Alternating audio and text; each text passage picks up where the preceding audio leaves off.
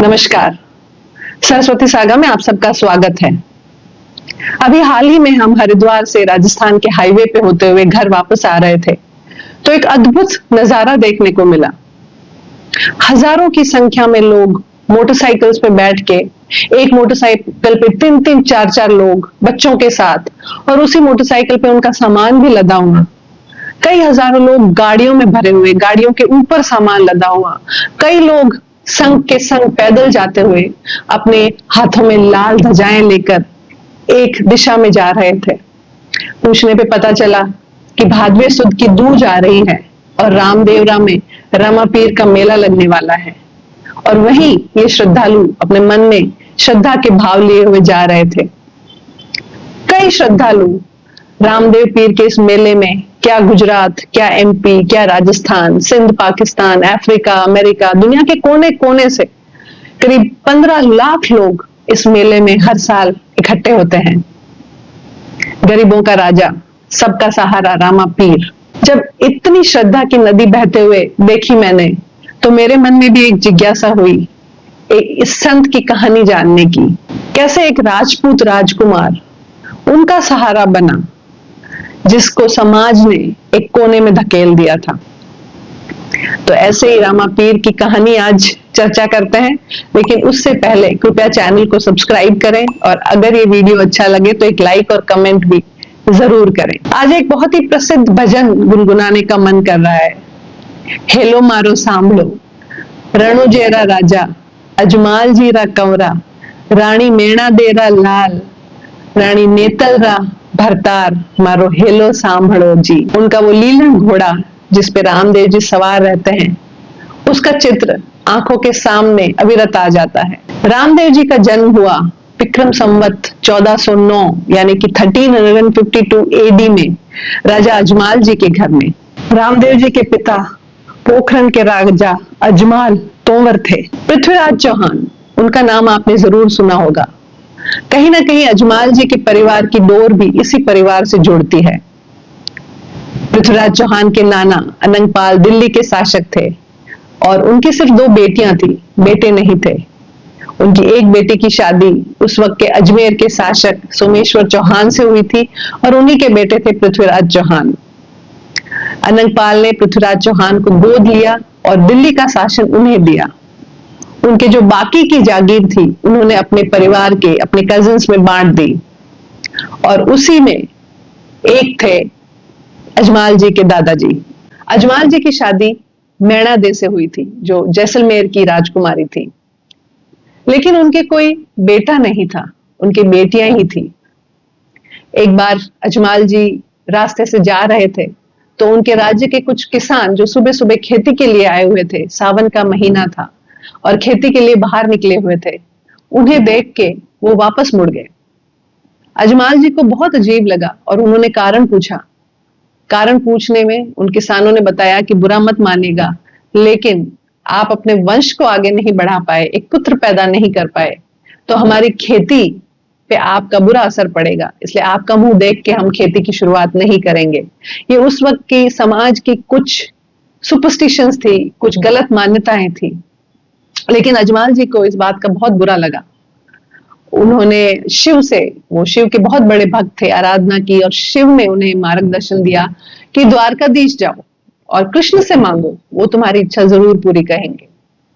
अजमाल जी द्वारकाधीश के लिए निकले, और प्रसाद के लिए उनकी रानी ने उनके लिए लड्डू बनाए। द्वारकाधीश वो पहुंचे और मूर्ति के सामने खड़े होके बहुत प्रार्थनाएं करने लगे, रोने लगे कि मेरे पुत्र क्यों नहीं है, मुझे दे पुत्र। उन्हें कहीं ऐसा लगा कि शायद वो जो मूर्ति थी, वो हल्का सा स्मित हंसी थी उस मूर्ति के मुंह पे, और इस बात से उन्हें बहुत गुस्सा आ गया। व्यथित तो वो थे ही, और उन्होंने जो लड्डू लेके आए थे प्रसादी के, वो जोर से दे मारा मूर्ति के शीश पे, जाके वो लड्डू लगा। मंदिर के पुजारी ने जब ये देखा तो समझा कि ये शायद कोई बहुत ही व्यथित पागल सा इंसान है। उन्होंने कहा, भाई भगवान यहाँ नहीं है। और अजमाल जी ने पूछा, तो फिर कहाँ है? तो बोले, वो जो द्वारका डूब गई समुद्र में, वहां मिलेंगे तुझे भगवान। ऐसे भक्त थे और ऐसी उनकी व्यथा थी कि वो जाकर समुद्र में कूद गए कृष्ण को ढूंढने। और कृष्ण जिनके मन में भावना होती है, उन्हें जरूर मिलते हैं। अजमाल जी को भी वहां कृष्ण मिले और कृष्ण के सर पे पट्टी बंधी हुई थी। जब अजमाल जी ने कहा, प्रभु आपके सर पे पट्टी कैसे बंधी हुई है? तो कृष्ण ने कहा कि मेरा एक भोला भक्त था, उसने मुझे लड्डू मारा है। कितना सुंदर वर्णन है, आप समझिए भक्ति की कैसी एक चित्रण पेश किया गया है। अजमाल जी ने माफी मांगी और प्रभु से मांगा कि प्रभु मुझे एक पुत्र चाहिए। उसी वक्त कृष्ण ने एक फूल उन्हें दिया। तो अजमाल जी ने कहा, नहीं फूल नहीं, आप स्वयं पुत्र बन के मेरे यहाँ आएंगे। तो कृष्ण ने कहा कि तू इतना मेरे सामने आया है और भक्ति है तेरे दिल में, तो मैं जरूर आऊंगा। अजमाल जी ने कहा कि मैं कैसे पहचानूंगा कि आपने जन्म लिया है? तो कृष्ण ने कहा कि मेरे कंकु वाले पांव तेरे आंगन में दिखेंगे, तुझे पता चल जाएगा तुझे कि मैं आ गया। अजमाल जी वापस आए। कृष्ण ने जो फूल दिया था उसके बदले उन्हें एक बड़ा बेटा विरमदेव हुआ और छोटा बेटा रामदेव जी कृष्ण ने जन्म लिया उनके घर पे। भादवे की शुक्ल पक्ष की दूज को रामदेव जी का जन्म हुआ था। अब बात करते हैं रामदेव जी के प्रिय घोड़े की। रामदेव जी जब थोड़े बड़े हुए तो उन्होंने माँ बाप से जिद की कि मुझे एक घोड़ा चाहिए खेलने के लिए। तो माँ बाप ने एक दर्जी को बुलाया और कहा कि भाई कपड़े का घोड़ा हमारे बेटे को बना के दो। उन्होंने बहुत सुंदर से कपड़े उस दर्जी को दिए और चंदन की लकड़ी दी। दर्जी जब घर पे कपड़ा लेके गया तो उसके मन में लालच आ गया। बहुत सुंदर कपड़ा राजमहल से मिला था, तो उसने वो कपड़ा चुरा लिया। वो ऊपर था नीले रंग का कपड़ा, ऊपरी परत राजा के दिए हुए कपड़े से की, बाकी पुराने कपड़े अंदर भर दिए और वो राजमहल में वो घोड़ा लेकर के गया। और रामदेव जी छोटे से थे, उस पे बैठे और कहते हैं कि वो घोड़ा आसमान में उड़ गया। तो अजमाल जी बहुत नाराज हो गए। उन्होंने दर्जी को कहा कि क्या तूने तंत्र मंत्र क्या किया? उसने कहा मैंने कुछ नहीं किया, लेकिन उसे जेल में डाला गया। और तब दर्जी को समझ में आया कि ये बालक सामान्य बालक नहीं है, ये चमत्कारिक बालक है। दर्जी ने प्रार्थना की और माफी मांगी रामदेव जी से। रामदेव जी आए, उसे माफ किया और बोला तुम्हें ऐसा कभी मत करना, किसी को कभी भी धोखाधड़ी नहीं करना, चोरी नहीं करना। ये पहला पाठ था उनका। और इसीलिए आज भी जब भी कोई मन्नत पूरी होती है तो लोग रामदेव जी को घोड़ा चढ़ाते हैं, उनको बहुत प्रिय था। कई लोग असली घोड़ा भी वहां पे रामदेवरा में चढ़ाते हैं। ये जो रामदेव जी घोड़ा लेकर उड़ रहे थे, तो अमरकोट की एक राजकुमारी थी नेतल दे। अमरकोट अब पाकिस्तान में है। उसने उन्हें देखा और उसने मन में ठाना कि मैं इसी राजकुमार से शादी करूंगी।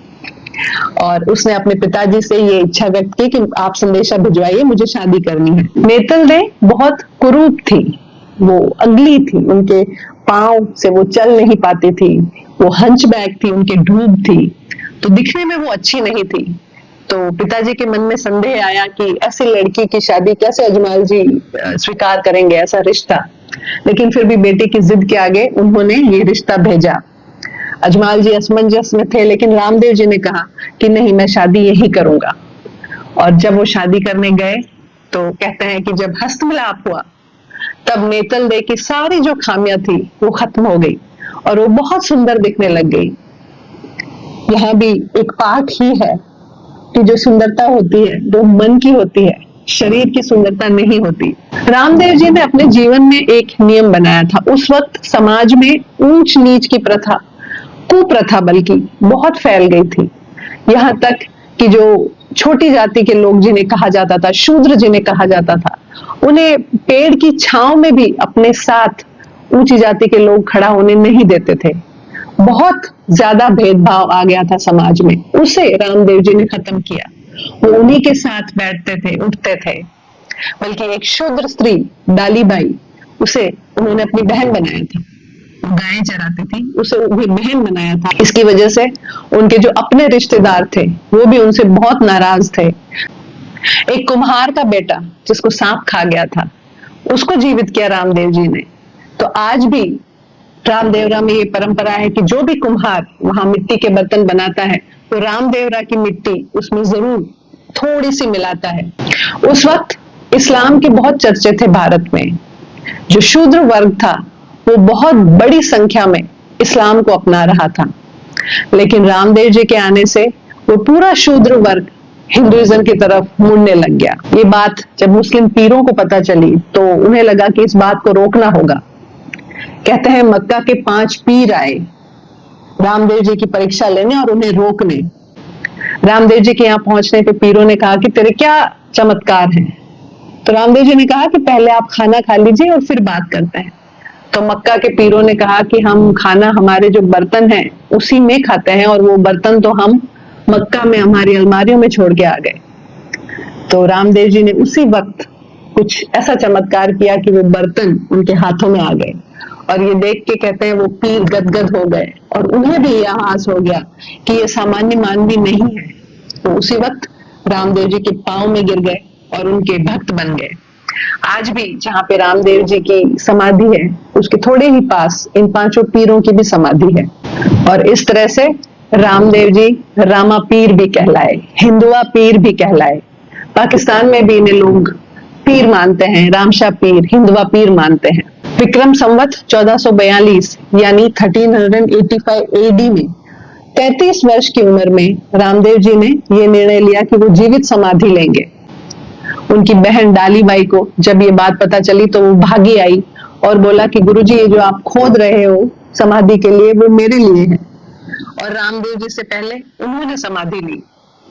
रामदेव जी ने भादव सुद 11 को समाधि ली और डालीबाई ने 9वीं को समाधि ली। आज भी ये जो मेला है भादवा सुद दूज से शुरू होता है और 11 तक जब उन्होंने समाधि ली थी उस दिन तक ये मेला लगा रहता है। और 9वीं के दिन सारे भक्तगण डालीबाई को भी अवश्य याद करते हैं। 1931 में बीकानेर के महाराजा गंगा सिंह जी ने जो आज का मंदिर है वो बनवाया इनकी समाधि पे, और रामदेव जी ने अपने सारे मानवता के संदेश अपनी 24 वाणियों में दिया है, 24 प्रमाणों में दिया है। तो ये थी कहानी एक संत की, एक ऐसी आत्मा जिन्होंने मानवता का पाठ हम सबको पढ़ाया, एक ऐसा राजकुमार जिसने पाठ हमें पढ़ाया सादगी का। उनका संदेश आज भी उतना ही सटीक और उतना ही कारगर है कि मानवता ही सबसे बड़ा धर्म है। नमस्कार, जय हिंद।